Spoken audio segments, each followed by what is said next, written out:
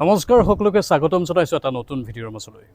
আমাৰ এই চকু দুটাৰে আমি বিশ্ব ব্ৰহ্মাণ্ড বা পৃথিৱীৰ যিবোৰ বস্তু দেখি থাকোঁ সেই সকলোবোৰ বস্তু মাত্ৰ 5%হে হয়।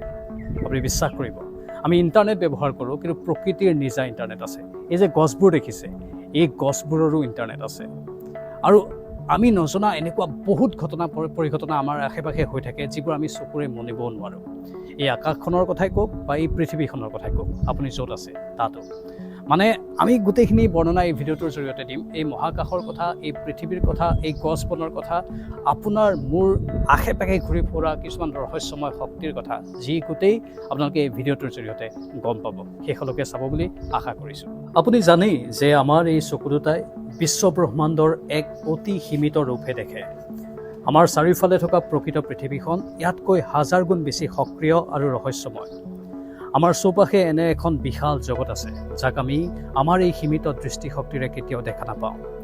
বিজ্ঞানে প্ৰমাণ কৰিছে যে মানুহে সমগ্ৰ মহাবিশ্ব তথা নিজৰ চাৰিওফালে থকা বস্তুসমূহৰ মাত্ৰ এটা অতি ক্ষুদ্ৰ অংশহে, মানে ইতিমধ্যে কৈছোঁ প্ৰায় 5%তকৈও কম চকুৰে দেখা পায়। বাকী সকলো আমাৰ বাবে অদৃশ্য। এই চকুৰে নেদেখা জগতখনৰ বৈজ্ঞানিক তথ্য আৰু ইয়াৰ সৈতে জড়িত কিছুমান অতি আমোদজনক ঘটনা ক'ব বিচাৰিছোঁ। দ্য ইলেক্ট্ৰমেগনেটিক স্পেক্ট্ৰাম, মানে অদৃশ্য পোহৰৰ জগত। আমাৰ চকুৱে কেতিয়াও পোহৰ দেখিব নোৱাৰে, কেৱল পোহৰৰ এটা নিৰ্দিষ্ট অংশহে, যাক ভিজিবল লাইট বুলি ইংৰাজীত কয়, সেয়া ধৰা পেলাব পাৰে। আমাৰ চৌপাশে এক্স-ৰে, আল্ট্ৰাভায়োলেট, ইনফ্ৰাৰেড আৰু ৰেডিঅ' তৰংগ অহৰহ ঘূৰি ফুৰিছে, কিন্তু আমি একো নেদেখোঁ। আমোদজনক ঘটনাটো হ'ল, আপুনি দিনৰ ভাগত ফুল এটা যেনেদৰে দেখে, মৌ মাখিয়ে তেনেদৰে নেদেখে। মৌ মাখিয়ে আল্ট্ৰাভায়োলেট পোহৰ দেখা পায়, গতিকে সিহঁতৰ চকুত ফুলবোৰ এনেকুৱা লাগে যেন কোনোবাই একোখন লেণ্ডিং লাইট, মানে এয়াৰপৰ্টত যেনেধৰণৰ লেণ্ডিং লাইট থাকে তেনেকুৱাকৈ লগাই থৈছে, যাতে সিহঁতে সহজে থিতাপি লৈ সেই ফুলবোৰৰ পৰা মৌ পি খাব পাৰে। আপুনি আনকি আমাৰ শৰীৰত থকা অদৃশ্য জীৱ বা অণুজীৱৰ কথা আৰু ভালদৰে নাজানে। আপোনাৰ বা মোৰ শৰীৰৰ ভিতৰে বাহিৰে লাখ লাখ কোটি এনে জীৱ বা অণুজীৱ, মানে মাইক্ৰ'বছ আছে, যাক খালী চকুৰে দেখা অসম্ভৱ। বিজ্ঞানীসকলৰ শেহতীয়া গৱেষণা অনুসৰি এজন সুস্থ মানুহৰ শৰীৰত থকা মানৱ কোষৰ সংখ্যাতকৈ বেক্টেৰিয়া আৰু অণুজীৱৰ সংখ্যা বেছি। আমাৰ শৰীৰত প্ৰায় 30 লাখ কোটি মানৱ কোষ থাকে, কিন্তু অণুজীৱ থাকে প্ৰায় 39 লাখ কোটি। বৈজ্ঞানিকভাৱে ক'বলৈ গ'লে আমাৰ শৰীৰটো আচলতে অদৃশ্য জীৱৰ এখন বিশাল পৃথিৱীহে হয়। ঠিক একেদৰে মহাকাশৰ অদৃশ্য শক্তিবোৰৰ ৰহস্যও আজিলৈকে আমি ভেদ কৰিব পৰা নাই। ডাৰ্ক মেটাৰ আৰু ডাৰ্ক এনাৰ্জি বিজ্ঞানৰ আটাইতকৈ ডাঙৰ ৰহস্য। আৰু এই ৰহস্য এইটোৱেই যে আমি দিনৰ আকাশ বা ৰাতিৰ আকাশত দেখা পোৱা সকলো তৰা, গ্ৰহ আৰু তাৰকা ৰাজ্য, যাক ইংৰাজীত গেলেক্সিছ বুলি কওঁ, সেইবোৰ লগ লাগিও সমগ্ৰ মহাবিশ্বৰ মাত্ৰ 5%হে গঠন কৰে। বাকী 95% মহাকাশ বিজ্ঞানীসকলৰ বাবে সম্পূৰ্ণ অদৃশ্য। তেওঁলোকেও এই ডাৰ্ক ৰহস্যবোৰ ভেদ কৰিব পৰা নাই। কিন্তু ইয়াৰ মহাকৰ্ষণ শক্তি ইমান তীব্ৰ যে ই গোটেই তাৰকা ৰাজ্যবোৰক বান্ধি ৰাখিছে। ই নাথাকিলে আমাৰ পৃথিৱী বা সূৰ্য কেতিয়াবাই মহাকাশত ছিটিকি পৰিলেহেঁতেন। আমাৰ চৌপাশে থকা এই 95% অদৃশ্য বস্তু কি, তাক আজিও নাছা বা ইছৰোৰ দৰে সংস্থাই সম্পূৰ্ণ আৱিষ্কাৰ কৰিব পৰা নাই। লগতে বায়ুমণ্ডলৰ অদৃশ্য কণাৰ ধুমুহাৰ কথাও আমি ক'ব লাগিব, যাক কছমিক ৰেজ বুলি কয়। আপোনাৰ বা মোৰ মূৰৰ ওপৰত এতিয়া এক তীব্ৰ ধুমুহা চলি আছে, কিন্তু আপুনি গমেই পোৱা নাই। মহাকাশৰ গভীৰতাৰ পৰা, যেনে ছুপাৰনোভা বা মৃত তৰাৰ পৰা অতি শক্তিশালী প্ৰ'টন আৰু পাৰমাণৱিক কণা অহৰহ পৃথিৱীৰ পিনে আহে, যাক কছমিক ৰে বোলা হয়।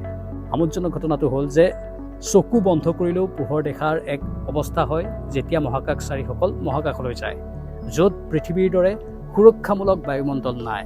তেতিয়া তেওঁলোকে চকু বন্ধ কৰি শুই থকা অৱস্থাতো চকুৰ ভিতৰত হঠাৎ তীব্ৰ পোহৰৰ জিলিকনি দেখা পায়। ইয়াৰ কাৰণ হ'ল এই অদৃশ্য কছমিক ৰেবোৰে তেওঁলোকৰ চকুৰ মণি ভেদ কৰি পাৰ হৈ যায়। পৃথিৱীত বায়ুমণ্ডল থকাৰ বাবে আমি ইয়াৰ পৰা ৰক্ষা পৰি আছোঁ। মানে আমাৰ বায়ুমণ্ডলৰ কিমান অৱদান আছে আমাৰ জীৱনত, সেয়া বাৰে বাৰে প্ৰমাণ হৈ আছে। কিন্তু এইখিনিতে মই যিটো আৰম্ভণিতে ক'লোঁ যে পৃথিৱীৰ তলৰ অদৃশ্য যোগাযোগ ব্যৱস্থা, মানে ইণ্টাৰনেট, উড ৱাইড ৱেব বুলি যাক আমি কওঁ, আমাতকৈ শক্তিশালী ইণ্টাৰনেট এই গছবোৰৰ আছে। কথাখিনি এনেকুৱা ধৰণৰ, আমি ভাবোঁ কেৱল মানুহৰহে ইণ্টাৰনেট আছে বা মানুহেহে ইণ্টাৰনেট ব্যৱহাৰ কৰিব পাৰে, যাৰ জৰিয়তে আমি অদৃশ্য তৰংগৰে কথা পাতোঁ। কিন্তু আমাৰ ভৰিৰ তলৰ অৰণ্যখনতো এক অদৃশ্য ইণ্টাৰনেট নেটৱৰ্ক আছে। আমোদজনক ঘটনাটো হৈছে মাটিৰ তলত থকা এক বিশেষ ধৰণৰ ভেঁকুৰ বা ফাংগাছৰ সহায়ত হাবিৰ গছবোৰে ইজোপাই সিজোপাৰ লগত যোগাযোগ কৰে। ইয়াকে বিজ্ঞানীসকলে উড ৱাইড ৱেব বুলি নামকৰণ কৰিছে। যদি কোনোবা এজোপা গছৰ ওপৰত পোক পৰুৱাই আক্ৰমণ কৰে, তেন্তে সেই গছজোপাই মাটিৰ তলৰ এই অদৃশ্য নেটৱৰ্কৰ জৰিয়তে কাষৰ গছবোৰলৈ বিপদৰ সংকেত পঠিয়াই দিয়ে, যাতে বাকী গছবোৰে নিজৰ প্ৰতিৰক্ষা ব্যৱস্থা গঢ়ি তুলিব পাৰে। অৰ্থাৎ আমাৰ এই চকু দুটাই বিশ্বব্ৰহ্মাণ্ডৰ এক অতি সীমিত ৰূপহে দেখে। আমাৰ চাৰিওফালে থকা প্ৰকৃত পৃথিৱীখন ইয়াতকৈ হাজাৰ গুণ বেছি সক্ৰিয় আৰু ৰহস্যময়। মেঘৰ ওজনৰ কথা আপুনি শুনিছিলনে? মেঘৰ ওজন কিমান হ'ব পাৰে বাৰু? মেঘৰ ওজন লাখ লাখ কেজি হ'ব পাৰে। দিনৰ আকাশত তুলিৰ দৰে ভাহি থকা ধুনীয়া বগা মেঘবোৰ দেখাত পাতল যেন লাগিলেও একোটা মজলীয়া আকাৰৰ মেঘৰ ওজন প্ৰায় 5 লাখ কিলোগ্ৰাম, মানে প্ৰায় 100টা হাতীৰ ওজনৰ সমান হ'ব পাৰে। আৰু যি সূৰ্যৰ পোহৰ আপোনালোকে বৰ্তমান দেখি আছে, সেই সূৰ্যৰ পোহৰ 8 মিনিট পুৰণি। দিনৰ আকাশত আপুনি বৰ্তমান যিটো সূৰ্য দেখি আছে, সেয়া আচলতে বৰ্তমানৰ সূৰ্য নহয়। সূৰ্যৰ পৰা পোহৰ পৃথিৱী পাবলৈ 8 মিনিট 20 ছেকেণ্ড সময় লাগে। অৰ্থাৎ আপুনি 8 মিনিট আগৰ অতীতৰ সূৰ্যটোহে প্ৰত্যক্ষ কৰে, বা তাৰ পোহৰটো আপোনালোকে 8 মিনিট পাছতহে পায়। আৰু মহাকাশচাৰীসকলে দিনটোত 15-12তকৈ অধিক সূৰ্যোদয় দেখে। পৃথিৱীৰ পৰা ওপৰত থকা আন্তৰ্জাতিক মহাকাশ কেন্দ্ৰ ISS, তাত থকা মহাকাশচাৰীসকলে প্ৰতি 90 মিনিটত পৃথিৱীখন এপাক ঘূৰে। গতিকে তেওঁলোকে 24 ঘণ্টাত প্ৰায় 16 বাৰ দিন আৰু 16 বাৰ ৰাতি দেখা পায়। আচলতে সূৰ্যটো তাৰ 11 বছৰীয়া চক্ৰৰ আটাইতকৈ সক্ৰিয় পৰ্যায়ত বৰ্তমান উপনীত হৈছে। আমি যি উত্তাপ অনুভৱ কৰোঁ, যি গৰম পাওঁ আমি, তাৰো বহুকেইটা কাৰণ বিজ্ঞানীসকলে সদৰি কৰিছে। নাছাৰ উপগ্ৰহসমূহে, যেনে ছ'লাৰ ডাইনামিক্স অবজাৰভেটৰী, এই উপগ্ৰহসমূহে ধৰা পেলাইছে যে সূৰ্যৰ পৰা প্ৰবল গতিত প্লাজমা আৰু শক্তিশালী সৌৰ ধুমুহা কৰ'নেল মাছ ইজেকশ্যন নিৰ্গত হৈছে। ইয়াৰ ফলত পৃথিৱীৰ দিনৰ আকাশৰ উপৰিভাগত থকা উপগ্ৰহ আৰু সংযোগ ব্যৱস্থা ব্যাহত হোৱাৰ আশংকা বাঢ়ি গৈছে। আমাৰ ইছৰোৰ পৰা প্ৰেৰণ কৰা আদিত্য L1, যি আদিত্য L1 ভাৰতৰ প্ৰথম সৌৰ মিছন, সেই আদিত্য L1এও সূৰ্যৰ বায়ুমণ্ডলৰ আটাইতকৈ বাহিৰৰ স্তৰ অৰ্থাৎ কৰোনা পৰীক্ষা কৰি আছে। ইয়াৰ পৰা গম পোৱা গৈছে যে সূৰ্যৰ পৃষ্ঠভাগতকৈ তাৰ বাহিৰৰ বায়ুমণ্ডলহে বেছি গৰম।